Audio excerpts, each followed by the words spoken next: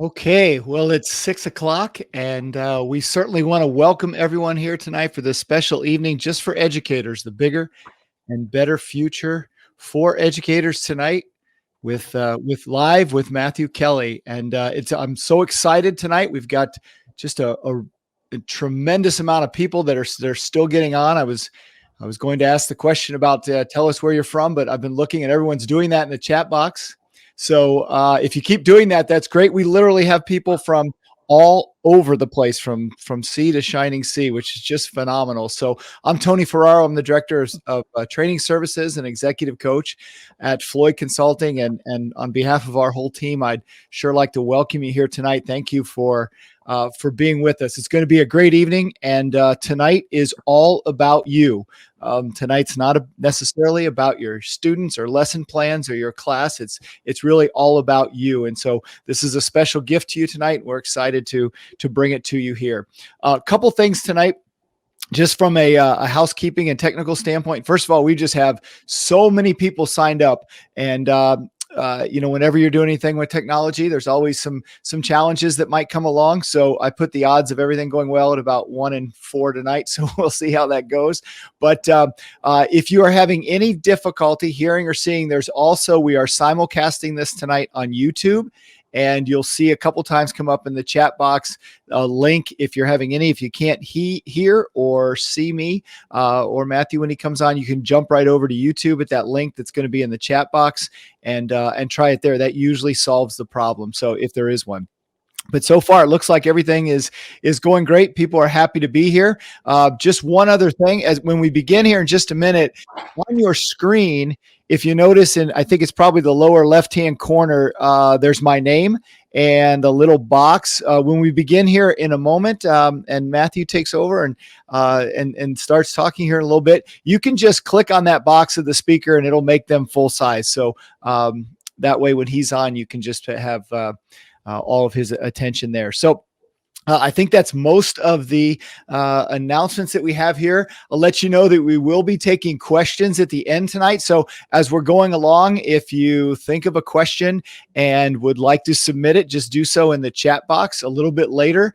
And we will have some time at the end to get to as many questions as we possibly can. So we are really excited to be able to make sure. Okay, I think that's everything. Those are all the announcements.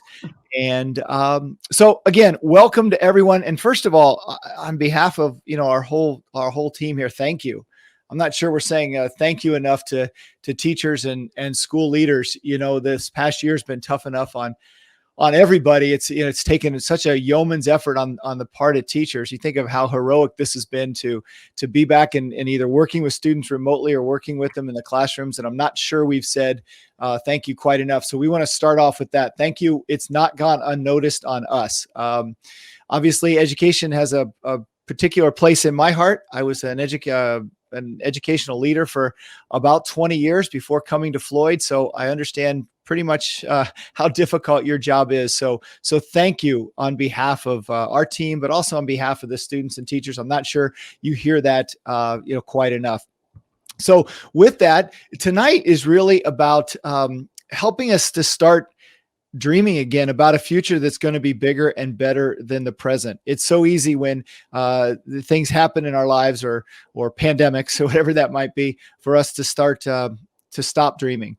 And about 3 years ago, just to give you a bit of history, a little over 3 years ago, Matthew approached me and we talked about possibly putting a program together based on the Dream Manager program that we were doing with our corporate clients just for schools.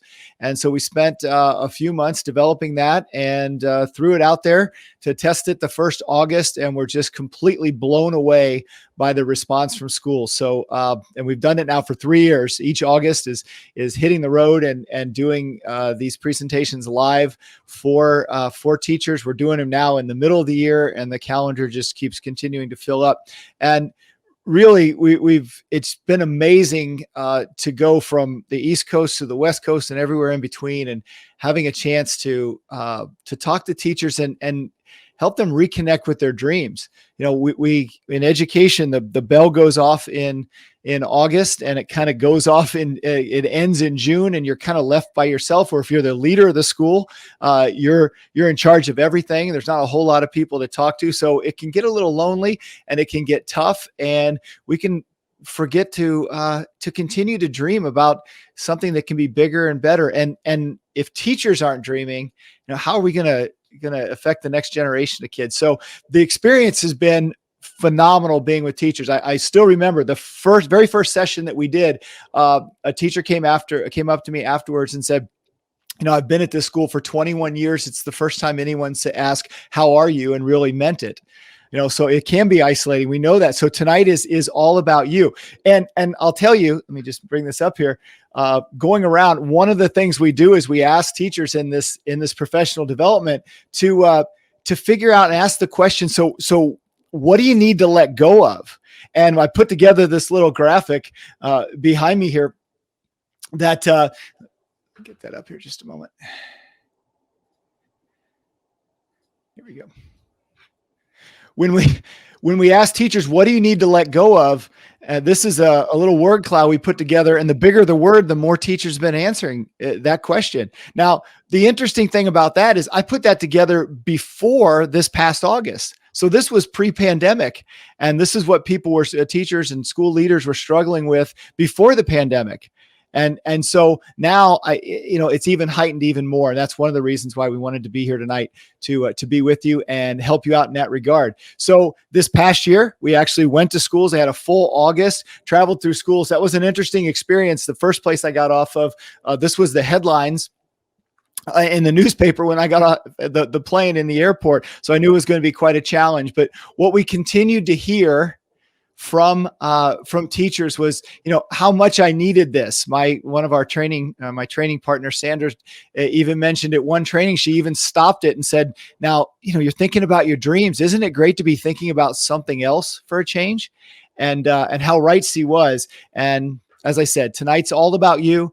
And I'm looking forward to what tonight can bring you. And so I'm sure at this point you're quite done listening to me and ready to really hear the main person tonight. And the good news about this, when you're introducing Matthew Kelly, is you don't have to do any introduction. So I'm excited right now to turn the program over to Matthew.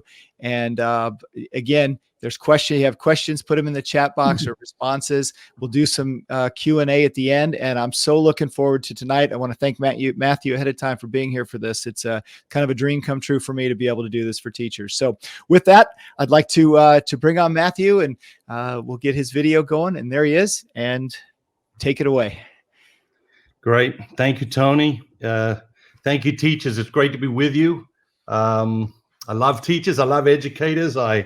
I love education, and I see the joy my kids get going to school and learning. And as a parent, there's nothing like that. So I echo what Tony said. I don't think that most people in the community have a real understanding of what educators have been through during the pandemic. And the reality is that most people in the community don't really understand what educators go through even before the pandemic. And so you multiply that, with a global pandemic, and we end up where we are, and we end up what we're dealing with. I wanted to do this event tonight because I've heard from so many of you.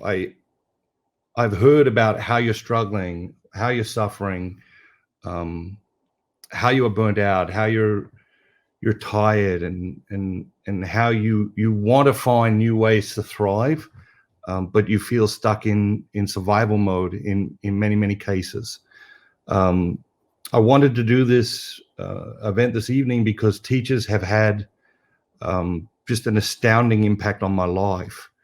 I look at really the incredible life that I've been blessed to have, and I can look back and I can see teachers, I can pinpoint teachers, I can draw the dots all the way back from where I am today, all the way back through my life, to the teachers that have had just enormous impact on me. Many of them formal teachers in school, in the classroom, but some of them informal teachers, coaches, in the sporting arena, on the sporting field, mentors in the workplace. And so I wanted to do this tonight as sort of a thank you to you, as a thank you to teachers, to principals, to educators, and to share some of what we do at Floyd with you, and hopefully bring some perspective to what you're experiencing, and help you to develop a vision for, where do we go from here, which I think is a question we're asking across our culture at the moment, a question we're asking around the world at the moment. Where do we go from here? And that means different things for mothers and fathers. It means different things for educators. It means different things for business leaders. And tonight we want to focus on you as an educator. In my book, The Rhythm of Life, I tell a story about Pablo Picasso. In 20th century, he's probably the most famous artist in the world. And toward the end of his life, he was walking down the street in Paris, and someone asked him to draw a sketch of them. They just noticed him walking in the street, and they stopped him and they said, "Mr. Picasso, would you sketch my portrait?" And Picasso smiled. He said, "Sure." And he sat the woman down in the bus stop and he started sketching her. And in just a few minutes, this enormous crowd gathered, because by that time he was a celebrity. And and he sketched. It took a few minutes to sketch, and he handed the sketch to the woman, and he said to the woman, "That'll be 5,000 francs." And the woman, she laughed and she said, "But Mr. Picasso, it only took you, a couple of minutes." And Picasso said, "My dear lady, you are so wrong. It took me a whole lifetime." And Picasso's point was that he could not separate those couple of minutes where he sat the woman down at the bus stop and made a sketch of her. He could not separate that from the time that he had spent in school, the time he had spent, the hundreds and thousands of hours he'd spent sketching and painting.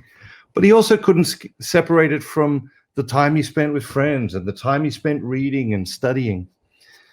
And the same is true for an educator. I've thought about this a lot.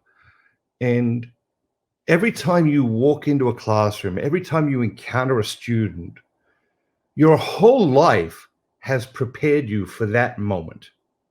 Okay, your whole life has prepared you for that moment.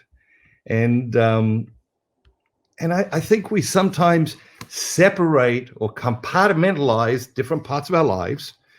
And in doing so, I think we rob ourselves of the perspective and the experience that is gained. And so I think in order to reconnect with sort of your educator's heart, in order to work out where we're going, we have to have some sense of where we are and where we've come from.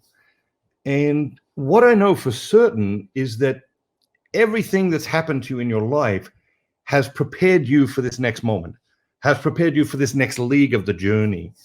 And so we have to honor that. We have to honor the things that have happened in our lives, the things that we planned and the things that were unexpected, the things that were predictable and the things that were unpredictable, the things that were enjoyable and the things that broke our hearts. They have all prepared you to be the educator you are today. And I think it's critically important that as we ask ourselves, okay, where do we go from here? I think it's critically important that we be mindful of that. I wrote The Dream Manager in 2006, and it's one of the fastest books I have ever written. I walked the Camino,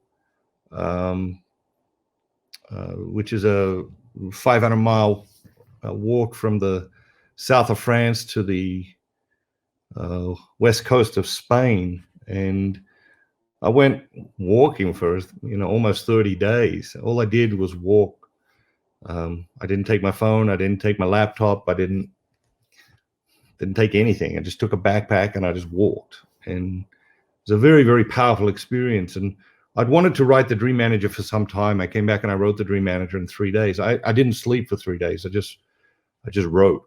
It was a very powerful experience, as a writer, because most of the books I write, they take a year, 2 years, in some case 3 years to get right. But it was, I think the idea had been bouncing around for a while and been talking to a lot of friends about it. And one of the things that had stopped me from writing the book was that I felt that the idea was it was too obvious. It was too simple. And of course, the book went on to become an enormous bestseller and has touched, many, many people's lives really profoundly, wildly beyond my expectations. And yet it is a very simple concept. And if you try to boil the concept down to its most basic form, it's a question. And the question is, what are your dreams? And the follow-up question is, what are you doing about them? But even if you only start with the first question, what are your dreams? The psychology around that is enormous. If you ask people what their dreams are, most people shrug or say they want to win the lottery, or struggle to articulate what their dreams are. And yet we're animated by our dreams. Our dreams bring us to life. They animate us in ways that it's really impossible to put down in words. It's impossible to put on the page. But if you're talking to someone, if you're having a conversation with someone, and they talk about 5 or 6 topics, and one of those topics is their dream or their passion for the future, they literally animate in front of you. They come to life in front of you. Their facial expressions change. Their eyes and their face glow in different ways. The tone of their voice changes. The energy in their voice changes. It's fascinating to watch. And so if we take nothing else away from tonight, I encourage you to start this conversation with as many people as possible. What are your dreams? Some people say, I don't know, I haven't thought about it. The beautiful thing is that the question will stay with them. You ask a person, what are their dreams? The question will stay with them. And they might not have an answer for you now, but they'll go away and they'll be laying awake in bed tonight before they fall asleep, and they'll be thinking, what are my dreams? When was the last time I thought about my dreams? Have I stopped dreaming? When did I stop dreaming? Why did I stop dreaming? And do I still believe in the power of dreams in my life? It's an incredibly powerful question. What are your dreams? The reality is that if we want to have intimacy with people, one of the surest ways, fastest ways to get there is to ask the person about their dreams, to understand what's important to that person, what's important to that person's future. Most people get into bed every night next to somebody, and they don't know what that person's dreams are. They don't understand, okay, what is important to this person now? What is my spouse's dreams for the future? Because we tend not to have this conversation. And I think it's very important to have the conversation. One of the things I've encouraged couples to do for a long time is put together a list of 100 dreams and then go out to dinner and just start talking about dreams. And you might go out to dinner, once a month for a year and just talk about your dreams. And it's amazing how dreams animate relationships. So dreams animate us as individuals. Dreams animate relationships. And life is relationships, which is constantly relating. And so dreams animate communities. a community that has a dream, that has a vision, is animated in a way that a community that doesn't have that is not animated. A classroom, you walk into a classroom, teacher has dream, clear about dream for himself, herself, his students, her students. There's a different energy in that classroom. It's palpable, and everyone picks up on that energy, and it's a beautiful thing. It's a powerful thing. It's a transformative thing, and it's one of the intangibles. It's one of the things we can't take into consideration when we're doing standardized testing and obsessed with this score or that score, or this regulation or that regulation. But it is critically important. It is essential to the educational experience. Like, probably almost every parent in America, I sit down a few times a year with my wife and our children's teachers. And I remember the first time I went to one of these conferences, and the teacher asked me, she said, "Mr. Kelly, what's important to you, in your children's education?" And I said, the most important thing for me is that you collaborate with us as parents to help our children love learning. I believe that if we can help our children love learning, they'll become lifelong learners. They'll become continuous learners, and they will, live a rich life. I said to the teacher, I really don't care if my child is first in the class or last in the class. If my child loves learning, I know that ultimately that will work itself out. And I'm pretty sure the teacher didn't believe me, but I've continued to share this message in pretty much every teacher conference for all of my children over the years. And I talk to my children about it. What's the most important lesson at school?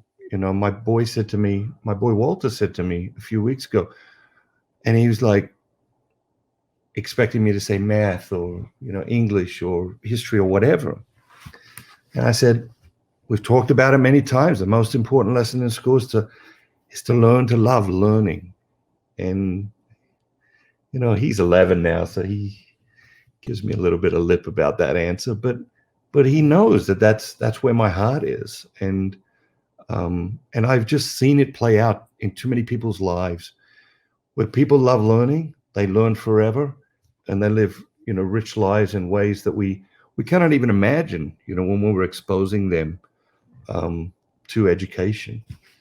And so tonight we come together, not for the students, not for the school, although it will impact that, but firstly and foremostly for you. I think we have an obligation to ourselves, and it is a forgotten obligation. We have an obligation to ourselves, and it's an obligation we often set aside. But before you are a teacher, before you are a mother or a father, a husband, a wife, any of those things, before all of that, you're a human being, you're a person. And in order to build a bigger future, we have to start there. We have to start by honoring the reality that before you're any of those things to anybody else, you are first a unique individual person, human being. And we have to ask ourselves, okay, what does this unique individual human being need in order to thrive? Because the reality is that at the best of times, many people find themselves not thriving, but surviving. They find themselves in survival mode. And of course, you add a global pandemic to that. And we have more people in education and in community, society at large, in survival mode than ever before. And so how do we look to the future when, okay, well, I'm just trying to survive. This dream stuff is just too much. I can't think about the future because I can hardly think about now or tomorrow or the next day. And we'll talk about the dynamics of that and the psychology of that in a minute. But we have to start with, okay, what do you need in order to thrive? Because you're a human being, and one of the beautiful things about human beings is that we have needs. It's a fundamental reality of a human being. You can't set it aside. You can't say, no, I'm not going to be needy. Sometimes people say, oh, that person's needy. Yeah, we're needy. You need to breathe. You need to eat. You need to sleep. You need to hydrate. You need human beings. We just need, and we have legitimate needs. And when those legitimate needs are being taken care of, that's when we tend to thrive. We've got legitimate needs in all four aspects of the human person. So physical, emotional, intellectual, and spiritual. And very often what we will do is we'll let what we can't do interfere with what we can do. And that's what shuts us down. That's what burns us out. That's what shuts us down. That's what puts us in survival mode, makes us feel like, we can't breathe and we can't move forward, is because we let what we can't do interfere with what we can do. And a perfect example of that is, my doctor tells me I should, work out more. Before the pandemic, go to the gym maybe. So 20 minutes to get to the gym, work out for an hour, 20 minutes to get home, take a shower. That's a couple hours. And many days get to a point in my day where I don't have 2 hours for that today. And so I let what I can't do interfere with what I can do. Maybe I can't go to the gym and work out for an hour, but I can go out and walk around for 15 minutes at lunchtime or at the end of the day or first thing in the morning or something like that. And what I want to convince you of tonight is that very small adjustments can have an enormous impact on your psychology, on your physical health, on your spiritual health, on every aspect of your life. We've heard maybe before the idea of a plane that takes off from London, headed to New York. If it shifts 3 degrees to the south, when it takes off from London, it doesn't land in New York. It lands in Buenos Aires. And so you can see just a tiny little adjustment has taken that plane completely off course. Now, we often talk about this reality and how easy it is to get off course, but we very rarely talk about this reality on how easy it is to adjust the course to a better course for our life, to a healthier course for our life. And so, tonight is not about like huge, burdensome changes for anybody. Tonight is about, okay, what are some small things that we can do that can have an enormous impact on our lives? The baseline of that is needs. Our lives are built on legitimate needs: physical, emotional, intellectual, and spiritual. To ask yourself, okay, what's one thing I can do in each of those 4 areas that will take less than 15 minutes a day? In some cases, might only take 5 minutes. What's one thing I can do physically, emotionally, intellectually, spiritually each day?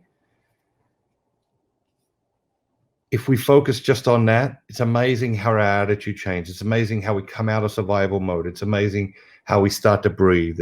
Catch our breath. We start to be able to see forward, start to animate in new and exciting ways.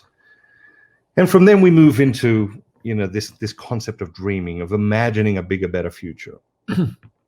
In some ways, pain and suffering and turmoil are our servants. They serve us because they force us to look at ourselves, to look at our lives, to look at our world in ways that we wouldn't necessarily if things were going well, if all was well. And so pain and suffering and turmoil and these types of things, of which we're all experiencing to greater or lesser extents in the past year, they are showing the cracks in our lives. They are showing the cracks in our society. They are challenging us to look at ourselves and our lives in new ways. And that may be uncomfortable. That may be awkward. That may be even unwanted. But it is very good for us. It is really powerful. And so what I want to take you through tonight is a little exercise. If you've got some pen or paper, that's ideal. If you want to type some things into the chat bar, that's fine as well as we go through the exercise. I want to take you through what we call a dreamstorming session. We do this a lot at Floyd. We do it for a lot of groups for a long time. It's an incredibly powerful experience. It's a very simple experience. I am not that concerned about what dreams you set down tonight on your dream list. We are going to put together a dream list. I am more interested in helping you to get into that mind space, to get into the mind space of dreaming. It is particularly hard when things are not going great, when we feel like we're just surviving, to get into that mind space. And it is a mind space that we have neglected in general as a society for a long, long time now. But one thing is clear if you study history, and that is that everything great in history has been built by people who believe that the future could be bigger than the past. Everything great in history has been built by people who believe that the future could be bigger than the past. Human beings are extraordinary in lots of different ways, and we're endowed with this just incredible abilities and gifts. The first one is life itself. It's an astounding thing, right? I think the second one is free will, the ability to say, yes, I will do this, and no, I won't do that. It's an extraordinary ability. But really close to that, I think, is the ability to dream. It is uniquely human. And it is this ability to look into the future, to imagine something bigger and better in the future, and then come back into the present and work in the present to bring about that bigger future. So it's an extraordinary, it's an astounding ability. And it is one of the most unemployed of all human abilities. We set it aside, we ignore it, we avoid it, we neglect it, we forget about it. And I think that, every aspect of our culture and society at this time needs to dream again. We need to envision a bigger future. We need to ask ourselves, what does that look like? And that's true for you and me. But tonight it's particularly true for you. Come here. Something has brought you here, and so it is particularly true for you. As we go through the dreamstorming session, I'm going to ask you a bunch of questions. All I want you to do is jot down your answer. I don't want you to judge your answer. I don't want you to say to yourself, I never have time to do that, or I never have the money to do that, or, my coworkers at school would never help me do that or allow me to do that, or my spouse or significant other would never help me to do that or allow me to do that, or my kids would never cooperate, whatever. When we go into the dream space, I have to set aside the idea of scarce resource, and we spend our lives in a place of scarce resource, because one of the key responsibilities of a leader of any type, whether that's a school principal or a political leader, a business leader, or a parent, one of our roles as leaders is to allocate scarce resource. We only have so much time. We only have so much energy. We only have so much money. We only have so much resources. Every type of resource is scarce. And we have a responsibility to allocate that scarce resource for maximum input, maximum positive effect on our lives and on society. When we're having the dreamstorming session, you have to go into unlimited resource idea. You have to set the scarce resource thinking aside, and you have to sort of get into a place where, if anything was possible, what would I do? And what you'll discover as we go through this exercise, it's very hard to stay in that place. It's very hard to stay there, because what happens is we start to dream, we judge our dreams, and then we edit our dreams. And I really want to encourage you not to do that. Just write down whatever comes to your mind. Stream of consciousness. Something comes to your mind, write it down. Don't judge it. Don't edit it. Don't think, I'll never do that. Don't think, I'll never be able to do that. Just write it down. Now, you might come back sometime later and say, okay, that dream doesn't important because these other 3 dreams are more important. That's fine. But for now, the idea is to get the dream down on paper, as many as possible, So I'm going to take you through the exercise now. I'm going to start with some questions to get you sort of into the zone, and then I'm going to move fairly quickly through a bunch of questions. If I move on to the next question and you haven't answered the former question, just move on. Don't try to write the questions down. You won't have a chance. We're going to move so fast, you're not going to have a chance. I do believe we're recording this evening's presentation and that people will be able to watch it again later. If you wanted to get the questions down, you could do it later, but don't let that interfere with your experience tonight. Just get your answers down. Just write down whatever comes to your mind. If 3 things come to your mind, write 3 things down. If 6 things come to your mind, write 6 things down. When I ask the next question, move on to the next question, even if you haven't answered the previous question. Don't worry about it. Just keep moving. Just move on as we go through the process. The idea here is to help you identify some of your dreams, but more important than that is to develop this concept of dreamstorming and the ability to be people of possibility. Because, one of the things that happens during a crisis is that we become people of impossibility. We become, we can't do that. Why? We're just surviving. We can't add that. We can't add that. We can't improve this. We can't, because we're just in survival mode. In order to build a bigger future, we have to become people of possibility. And not, separated from reality, but to dream is a very healthy thing. It's a very human thing. It does bring us to life, and it is important to envisioning the future. So I'll ask you 3 questions to get started, and I'll take it a little slow in the beginning, and then we'll move fairly quickly after that. The first question is, you get a call tomorrow morning from an attorney that you'd never heard of, who tells you that an uncle you never knew you had has died and has left you $1 billion, billion with a B. If you inherited $1 billion tomorrow, what would you do with the money, and what would you do with the rest of your life? Just jot it down, quick as you can. Don't overthink it. Just jot it down.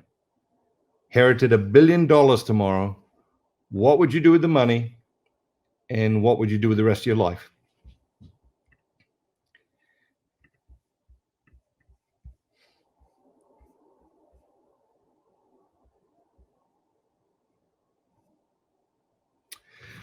All right, second question.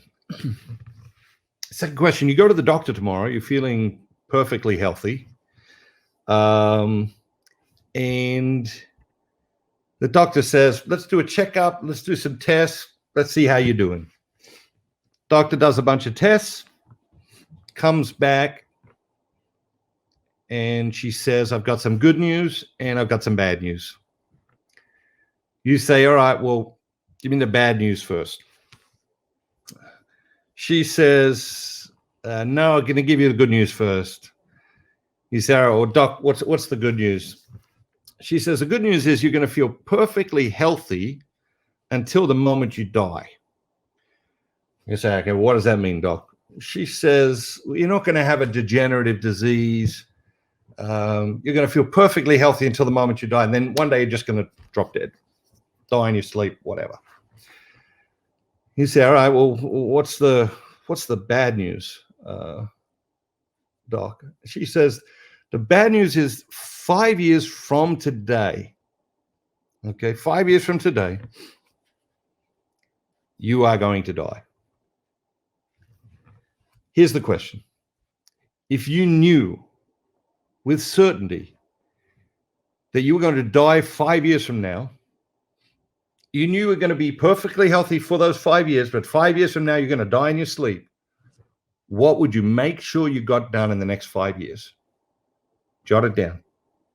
If you knew you were going to die 5 years from now, what would you make sure you got done in the next 5 years? Just jot it down. Anything that comes to your mind.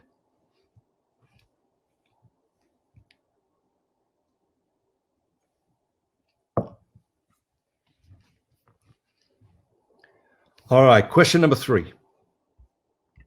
Question number 3 sounds a lot like question number 2, but it's different. You go to the doctor tomorrow, you're feeling perfectly healthy. Doctor says, let's run some tests and do some checkups, and does some tests, does some checkups, comes back and says, I got some good news and I got some bad news. You say, all right, well, what's the bad news? Doc says, I'll give you the good news first. Good news is you feel perfectly healthy until the moment you die. You say, oh, what's the bad news, doc? The doc says, you are going to die right now. So if you died right now, what would you never get to do that is important to you? What would you never get to do? If you died right now, what would you never get to do that is important to you? So for me, like examples, right? I would never get to see my children grow up. I would never get to walk my daughter down the aisle. I'd never get to see, never get to meet the people my children choose to spend their lives with. I'd never get to meet my grandchildren. All these sorts of things I'd never get to do if I died right now. If you died right now, what is it that you would never get to do that is important to you, very important to you? Jot it down, many things as you come up with. Don't overthink it. Just jot them down.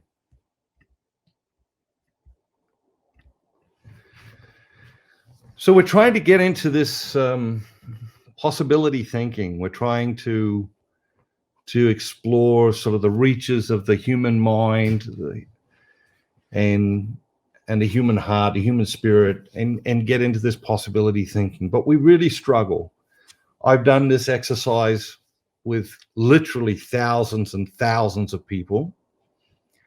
And to question number 2, you know, if your doctor told you you're going to die 5 years from now, but be perfectly healthy from now until then, in answer to question number 2, nobody has ever said, I'd get a second opinion, which is fascinating to me. Because if a doctor said to us, okay, you're going to die, be perfectly healthy 5 years from now, but you're going to die, most of us would be, okay, doc, you're a great doc, but but our mind doesn't naturally go there. Our mind naturally narrows.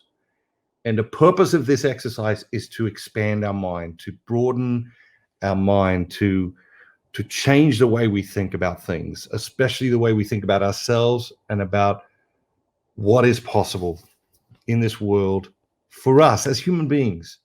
Okay. I'm going to take you through a bunch of questions now. I'm going to take you through really quickly. Jot down whatever you can jot down and just keep moving. Question number 1. If you could travel anywhere in the world, where would you go? If you could travel anywhere in the world, where would you go? Most people, they answer the question literally. They write down one place. They say Sydney, Australia. But the reality is when we're in the possibility thinking, when we're in the dream mindset, we come up with many ideas. We say, oh, I'd love to go to Sydney, Australia. I'd love to go to Paris. I'd love to go to London. I'd love to go to Rome. I'd love to go to Milan. I'd love to go to the Maldives. We tend to constrict that type of thinking because we think, I could never do that. I wouldn't have time. I wouldn't have vacation time. I wouldn't have money, whatever. Don't constrict yourself in that way. Come up with as many answers to as many questions as you can. If you could travel anywhere in the world, where would you go? Question number 1.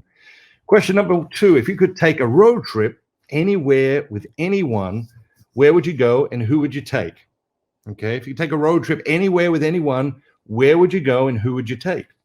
Now, in answer to this question, most people say, I would take my spouse, or I would take my girlfriend, or I would take my brother, or I would take my grandmother, and we would go wherever. There are almost 8 billion people on the planet now. Sometime later this year, early next year, world's population will reach 8 billion people. Most people immediately narrow the 8 billion down to only the people they know, you know? So most people don't think, wow, I could take a road trip anywhere with anyone I'm going to go road trip down the west coast of Ireland with Bono. It doesn't come into our minds because we don't think of that as possibility. It's not like we could just pick up the phone and call Bono and say, listen, Bono, how about that road trip? And so it just doesn't even enter our mind. But the goal of this exercise is to get our mind into those places of possibilities. So if you could take a road trip anywhere with anyone, where would you go? Who would you go with? If I gave you $1,000 and you had to go out and spend it tomorrow, what would you spend it on? If I gave you $1,000 and you had to go out and spend it tomorrow, what would you spend it on? If you could buy any car, what sort of car would you want? Now, sometimes people say, well, I'm not a car person. You know, I don't really like cars and not really into cars. It doesn't matter. The idea is to get into dream thinking. The idea is to embrace this way of thought. There's going to be questions we go through that you don't care about. They're not important to you. Some people don't like traveling. Some people don't like cars. Cars are not important to them. That's okay. It doesn't matter. But if anything were possible and you could have any car in the world to drive, what sort of car would you drive? Next question is, what's your dream project at home? You know, if you could change one thing about your home, what would you want to change?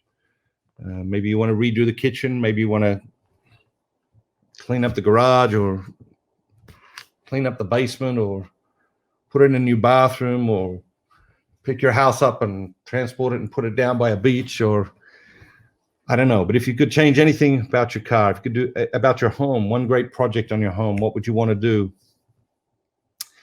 Next question is, what concert or show or performance would you like to experience in the front row? If you could go to see any live performance and have front row tickets, who would you want to see? What would you want to experience? Next question is, when you think about like the aspects of the human person, physical, emotional, intellectual, spiritual, think about your physical life, your physical being. What would you like to improve? What would you like to improve about your physical life? Next question is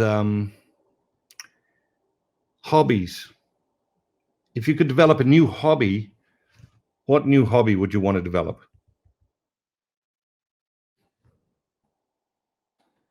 Next question is, if you were going to get involved in an organization, volunteer in that organization, support that organization, what organization would you want to get involved in?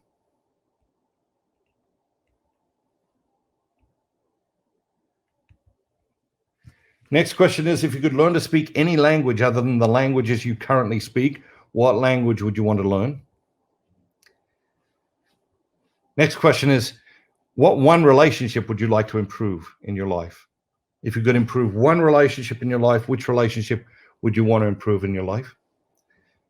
The next question is, what one skill or ability would you like to possess that you don't currently possess? What's one skill or ability that you would like to learn to possess? Next question is, if you could have lunch with any living person, who would you want to have lunch with? If you could have lunch with any living person, who would you want to have lunch with? Next question is, if you didn't have any fear, what activity would you try? Would you go skydiving? Would you go parasailing? Go deep sea fishing? Would you go scuba diving? I don't know. If you didn't have any fear, what activity would you try? Next question is, what character trait would you most like to develop in yourself? Would you like to become more patient, more courageous, more generous, more conscious, more aware? Next question is, if you could learn to play any musical instrument, what musical instrument would you like to play? Next question is, if you could change something about your workspace or the environment you work in, what would you change? If you could change something about the workspace, the environment you work in, what would you change? I have a friend tells a great story. His father worked at the same business for 43 years, and when he retired, he took his father out to dinner with his siblings, and his sister asked the father, "Dad, you worked there for 43 years. What do you wish would have been different?" And her father said, "I wish they would have given me a more comfortable chair." And it's tragic, right? It's like this guy's 43 years, and this is his takeaway. This is the one thing he would have wanted to be different: a more comfortable chair. And the truth is, probably nobody knew that he needed or wanted a more comfortable chair. If you could change one thing about your workspace, what would it be? If you could eliminate one personal habit that is self-destructive or stopping you from becoming the best version of yourself, what self-destructive habit would you like to eliminate in your life? What quality would you like to be remembered for? What quality? If you could only be remembered for one quality, what quality would you like to be remembered for?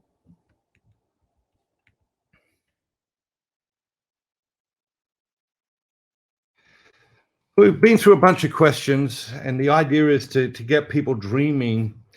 As we've gone through it, you've probably thought about other dreams, things that you would like to do, things that you would like to have, and a person you'd like to become.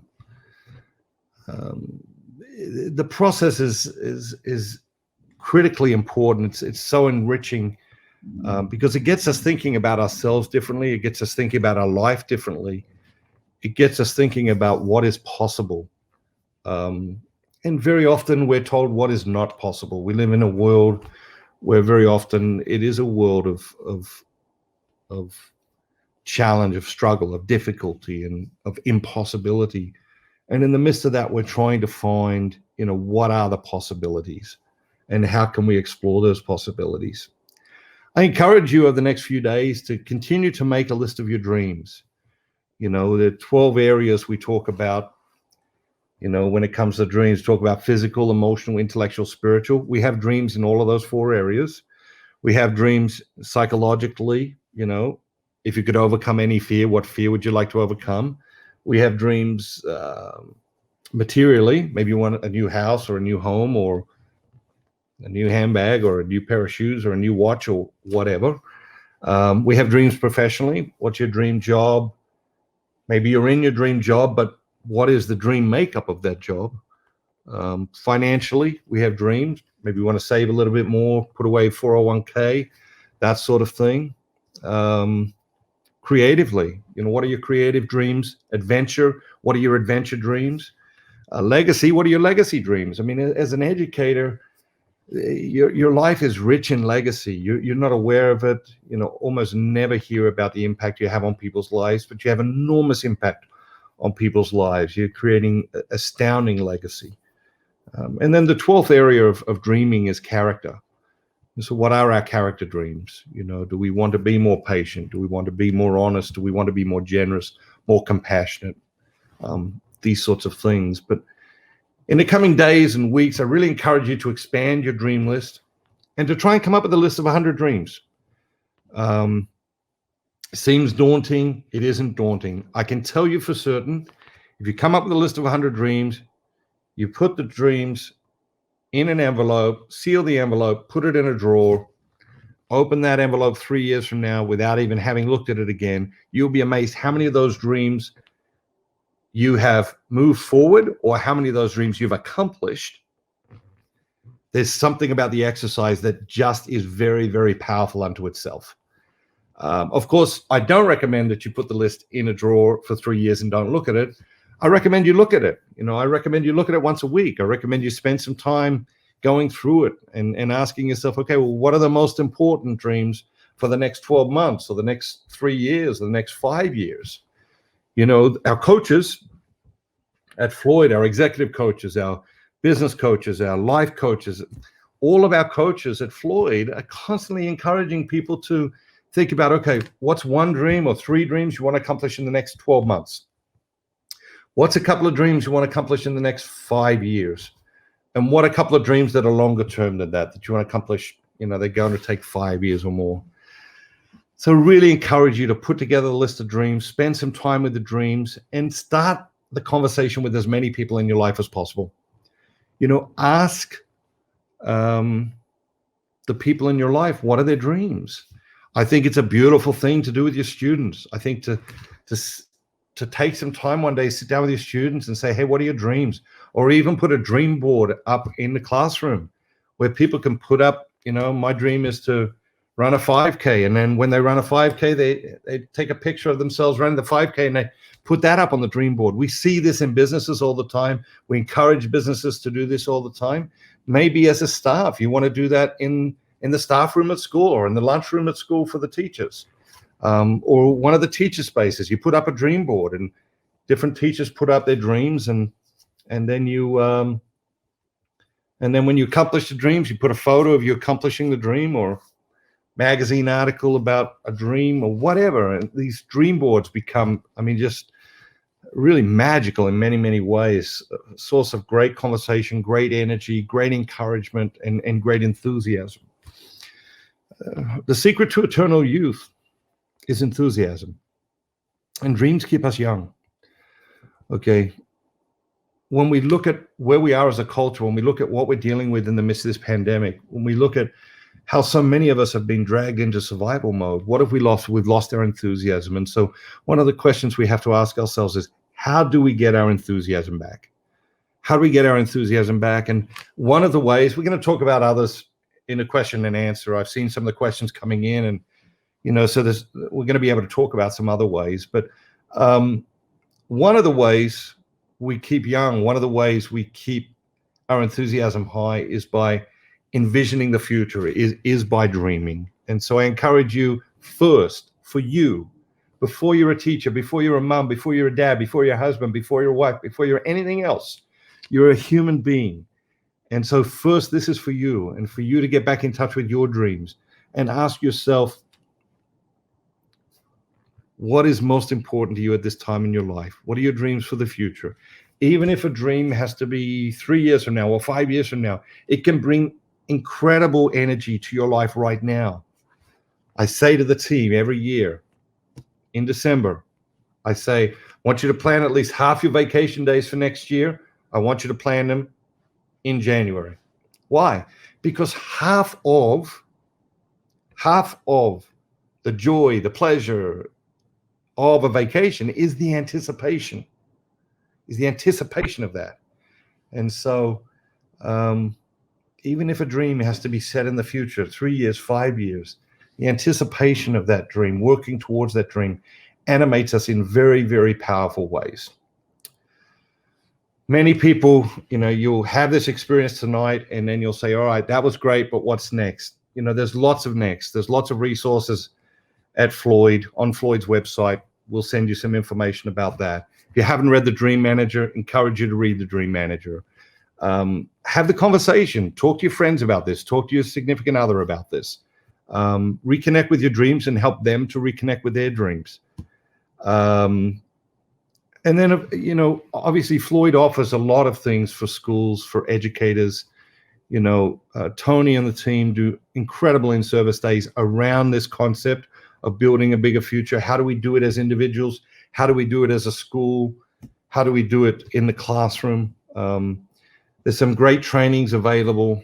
There's some great in-service days that we put on. So if you want to bring something like this to all the teachers or all the staff at your school, encourage you to get in touch with Floyd, sometime, and we will help put that together for you. I'm going to have Tony now tee up a video, which is going to run just for a couple of minutes. And then I'm going to come back and I'm going to answer questions. I'm going to answer as many as we can. I know there's a bunch, and this is probably my favorite part of the thing. I just love answering your questions. So if you've got a question, pop it in the box. I know some of you submitted questions before the event. Tony's got those. He'll lead us through it. But I'll pass it back to you, Tony, to the video, and then we'll come back for Q&A. Awesome. Thank you, Matthew, so much. Listen, if you just the time we had tonight so far, if you feel a little more engaged or energetic about what you're doing, if you maybe want to put a yes or a thumbs up in the chat box, that would be great. And as we start this video, I would ask you to think about one more dream. If you're a teacher, what would your days look like if all of your coworkers had the same energy that you have tonight thinking about their dreams? And if you're a school leader, what would your staff look like if everyone was engaged in their dreams? Well, we do offer a program here for schools, one of several. I'm going to hit this video here and you can start seeing this. And again, we'll do question and answers right after this.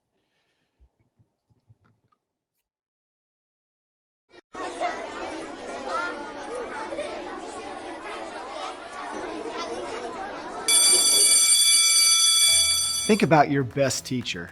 That special teacher that's incredibly engaged, not in just their work, but it seems like in their entire life. They have an endless supply of energy. They're positive and creative, a great coworker, and the kids just seem to gravitate toward them. Now, imagine if every teacher at your school was just like that teacher. How would your school be different? How would your faculty meetings be different? How would your classrooms be different? How much better would your entire school culture be? Just have one question as you start this school year for you, your family, and your students. That's real simple. What's your dream? All you have to do if you have your cell phone to participate is type in an answer and hit send on this number, and we'll see your response. Over a decade ago, Matthew Kelly wrote The Dream Manager, a true story about a company that completely turned around the engagement level of their employees by helping them get engaged in their own lives first, by reconnecting them to their dreams in every part of their lives. A few years ago, Matthew challenged our team at Floyd Consulting to create a similar program specifically for schools. And as someone with almost 20 years of experience in educational leadership, the thought of bringing the same program to schools that top businesses have been utilizing for years made this project the most exciting I've ever worked on. You may be in that situation. You may be writing these dreams and going, yeah, I'm writing these down, but my marriage is this, my kids are this, my job, whatever it is, it's right in front of me. So some of the time, dreams are about doing the next right thing, stopping the bleeding, moving forward, because there is a future that's bigger and better than the present. The school exists for the teachers. They will carry out your mission.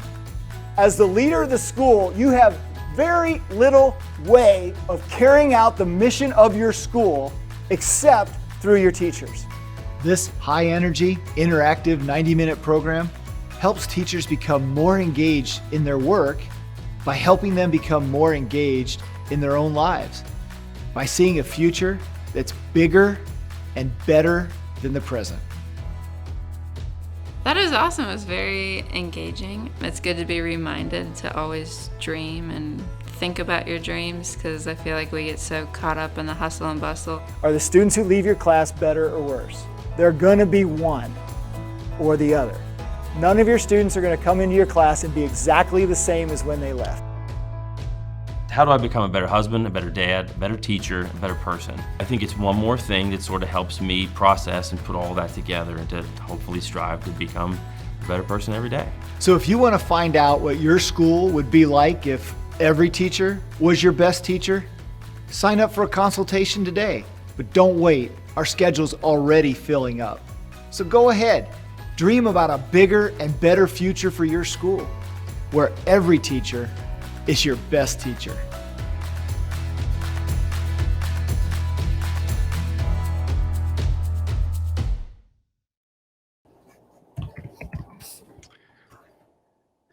Okay, I apologize. I think there's a little echo there, but on the right of your screen, if you are a teacher and would like to get some more information for your principal, you can click on that button that says Connect with Floyd, and we will get that scheduled right away. If you're a school leader, do the same thing, and we can schedule a call right away to get this professional development scheduled at your school right away also. So go ahead and click that button. With that, we've got some questions.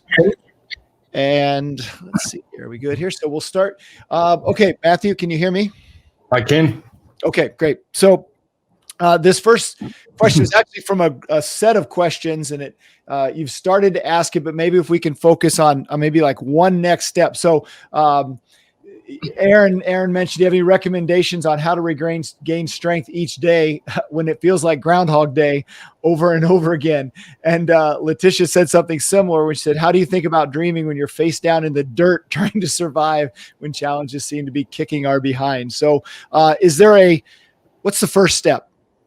Yeah. So, I think very often our first dreams, our first steps are in our questions, and so in both of these scenarios, what are we dreaming of? We're dreaming of not being in survival mode. We're dreaming of getting out of survival mode. And, what is it that puts us in survival mode? Many things. What is it that keeps us in survival mode is usually a feeling of being overwhelmed. Okay. And when we're overwhelmed, usually what happens is that it's not what we have to do right now that is overwhelming us, but we start to compound and conflate later today, tomorrow, next week, next month, next year. We start to look at all of these extensions, both in our personal life and our professional life. And when we start to look at all of that, then we become overwhelmed. And when we get overwhelmed, we get paralyzed. Okay. And then inaction shuts us down even more. Inaction, like whoever said, puts our face in the mud, or inaction is what, makes us feel hopeless. And so if we say to ourselves, okay, if I feel like I'm overwhelmed, if I feel like I'm just in survival mode, what is it that's driving that feeling? And then to ask ourselves, okay, is it what I actually have to do today? Most of the time it is not. Sometimes at this point in a scenario like the one we're in, it is, but it is not actually what we have to do today, but it's that we lack the energy or the enthusiasm, or we don't feel like we have the right support at home or at school to do what we need to do today. So I think the first thing is identify, are we overwhelmed by what's going on today, or are we compounding and conflating future realities into today that's overwhelming us? Either way, we have to ask ourselves, what's the first step, the tiniest step forward that can get us there? I went to Colorado 10 years ago with some friends, climb a mountain, and I got 1,000 feet from the top, and I just felt like I just couldn't go on. And these other hikers, they came past, and there's one woman, she stopped. She got about 5 or 6 feet past me, and then she stopped. I sat down on this rock, and she stopped about 5 or 6 feet past me, and she turned around and she said, if you just keep putting one foot in front of the other, you will get there. And it was like it's stupid obvious, right? If you take one step at a time, you will get there. It doesn't matter how long it takes to get there. You will get there. And I got back up and I got to the top of Mount Elbert. But the reality is that when we feel like we're stuck in survival mode, we feel overwhelmed, we get paralyzed into inaction. And once we start to act, once we work out, what's one small thing I can do to move this thing forward or rectify this thing, our whole mood, our whole being changes. And so we have to identify that. And, as we talked about earlier in the session, don't let what you can't do interfere with what you can do. If you feel like, okay, I have to do this big thing, what's the one tiniest little iteration of that can get you started? Yep. Awesome. So if you take that step, we all know we work in communities, we work with people.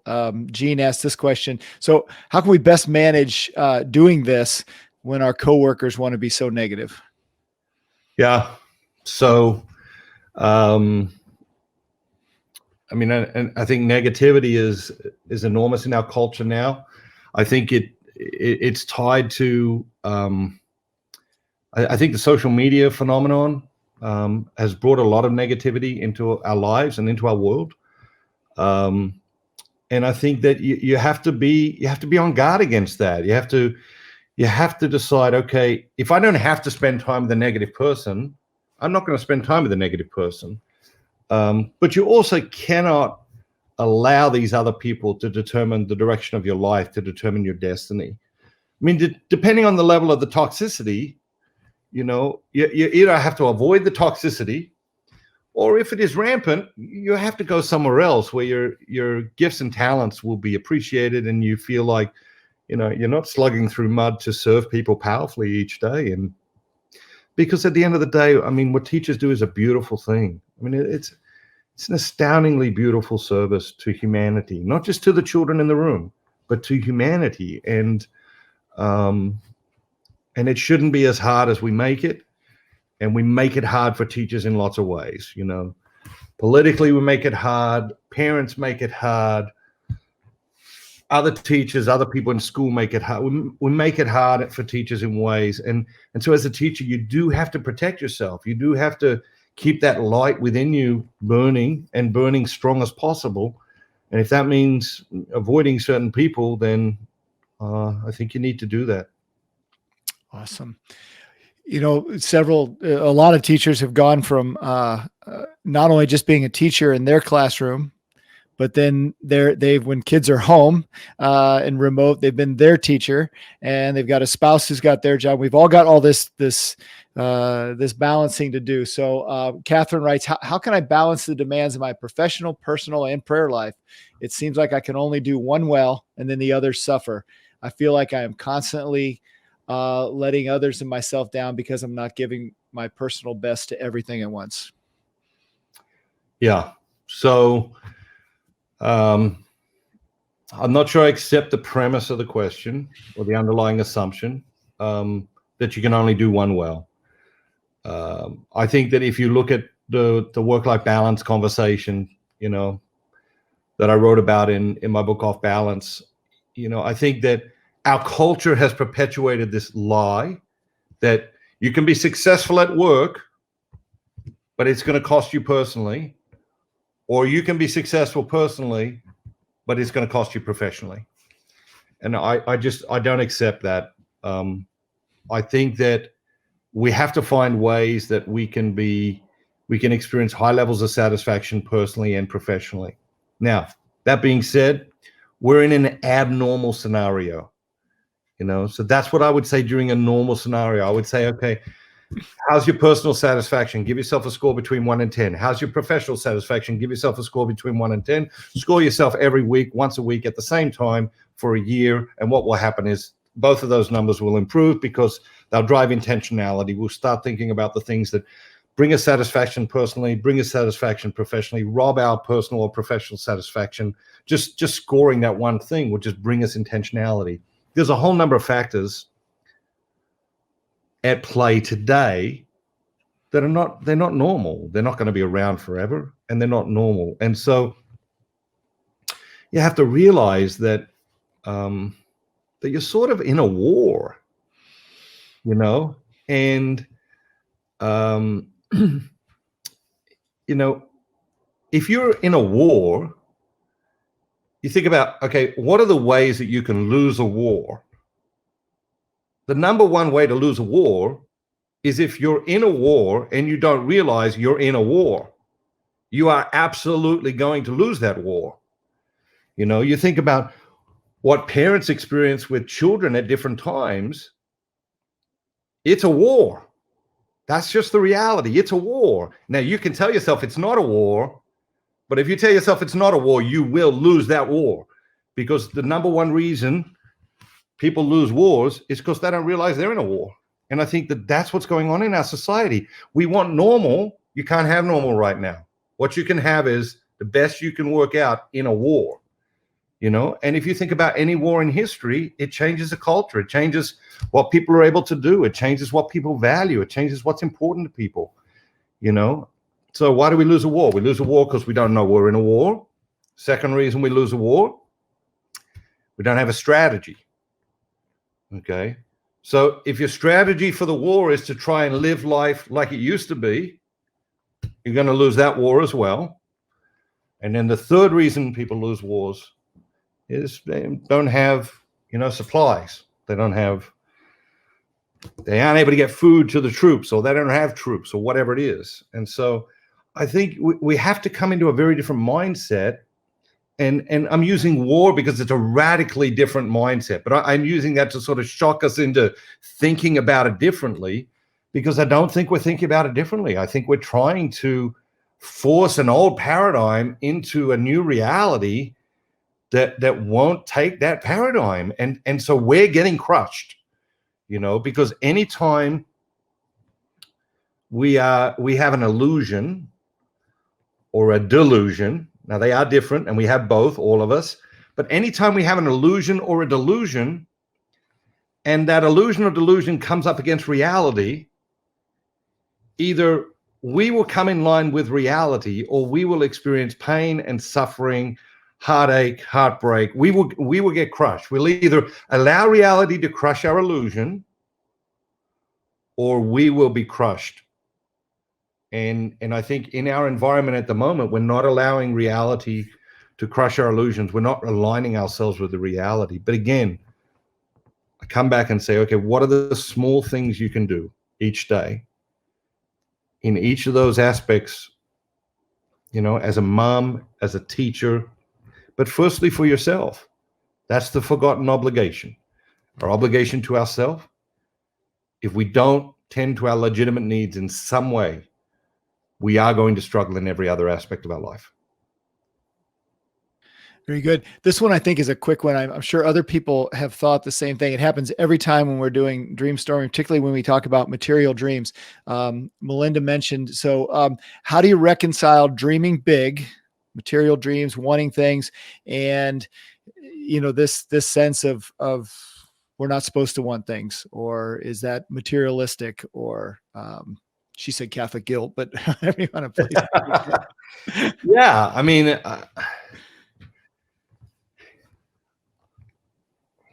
we get this question all the time.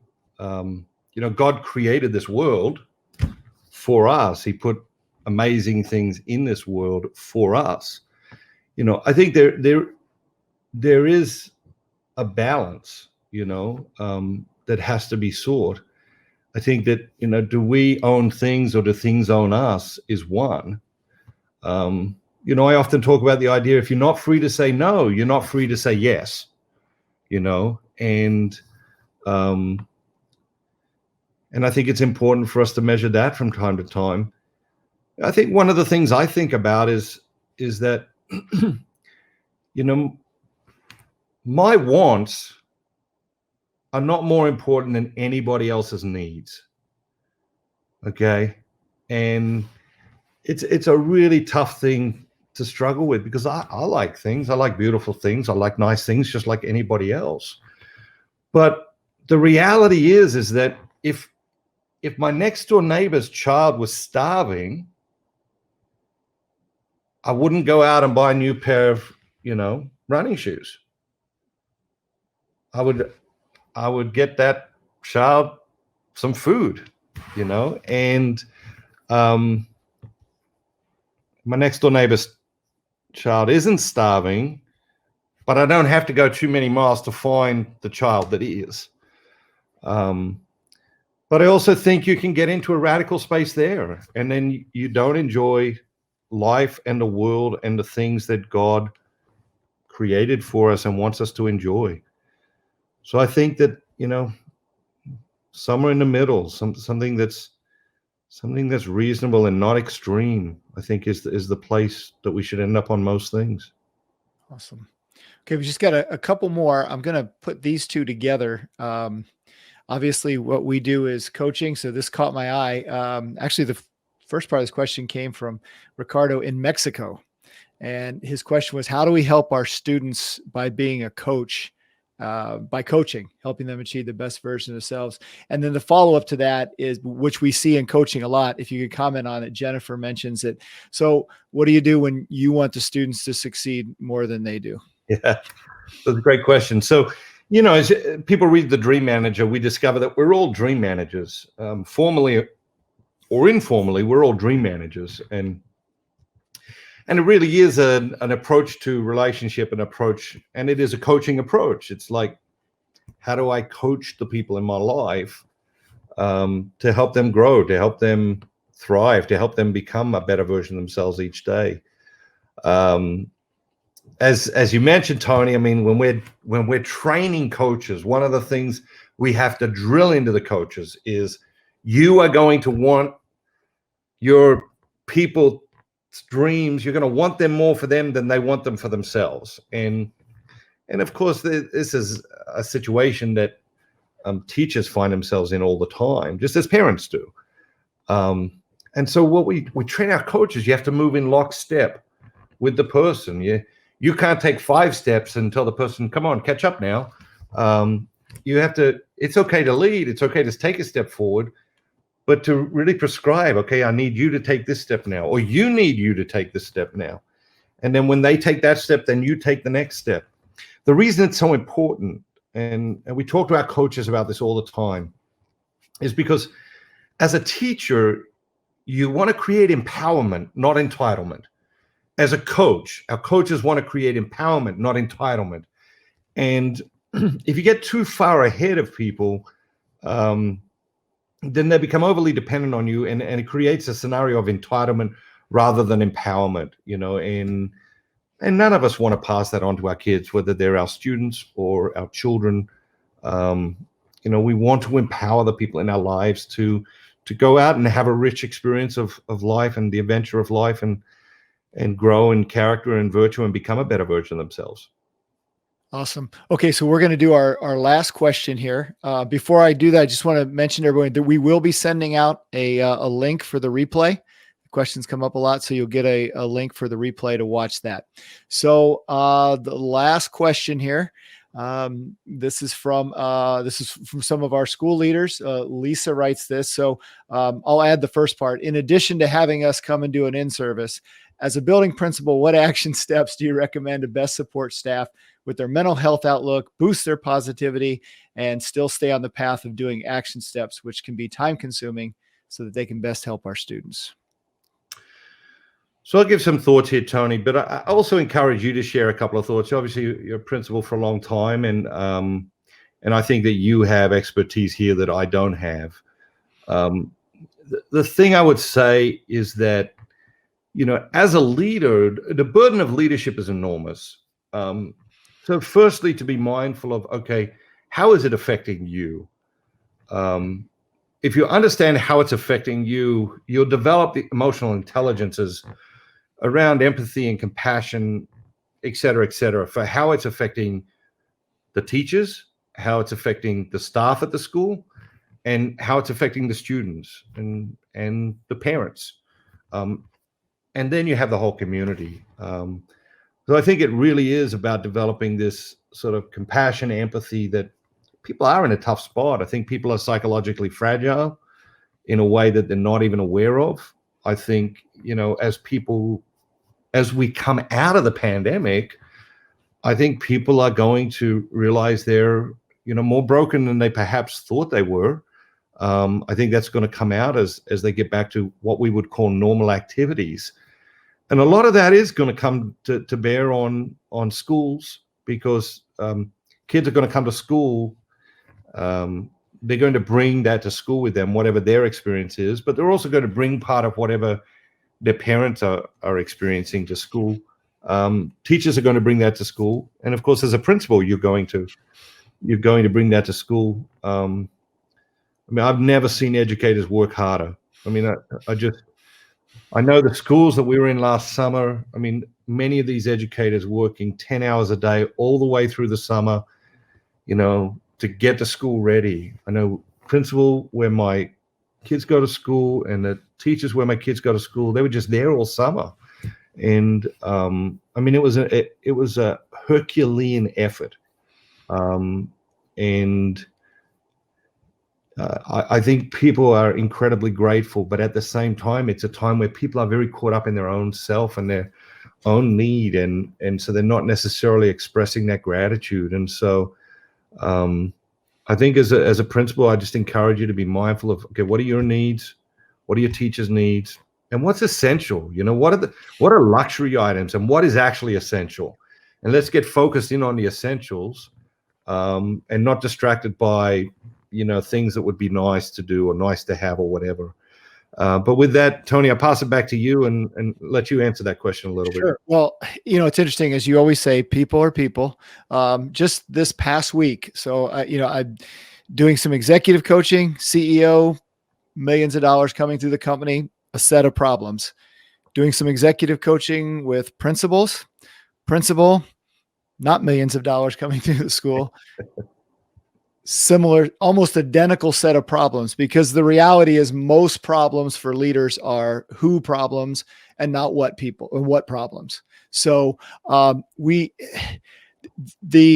always say, who does the school exist for? And the school exists for the teachers, and the teachers will carry out your mission. As a school leader, perhaps the only way you have to effectively carry out the mission of your school is through your people. You're one person, you got your staff. So I think the investment into people right now is always important. I think it is so vital at this point. As you said, people working, teachers are on 14 months right now, as principals in particular are on 14 months of constant working. And it's naive to think that what's going on in regular time in a teacher's personal life doesn't affect their teaching. Right now, it's just exponentially more important. So investment in your people is always important right now. If we don't invest in our people in schools, I'm not sure what the result's going to be, because it's unsustainable the way we're going right now. So as always, it's just invest in your people. The school can only be the best version of itself to the extent that the teachers are the best versions of themselves. So I've just seen that play out time and time again, that it's just all about your people. And that's the one thing you can do as a leader, is invest in your people. Fantastic. Love it. Yep. Thank you, everyone, for being with us. I'll let Tony give the final sign off, but keep up the great work. We love you. Educators, teachers, our kids need you desperately. Our culture, society needs you. Underpaid, underappreciated, but we love you here at Floyd, and we hope that tonight has brought you some hope, has lifted your heart, your spirits, and allow you to focus in on your future in a new way. Awesome. Thank you, Matthew. So that's it tonight. We're going to, again, you can still click on that button if you want to talk to a Floyd coach about bringing the program to your school. The replay will be coming out. We're going to get to, if there's any other questions, our team will go through and answer those. So on behalf of Matthew, who I greatly appreciate being here tonight, and our whole Floyd team, again, thank you. God bless you. And we look forward to working together. Thank you for what you're doing. Good night, everybody.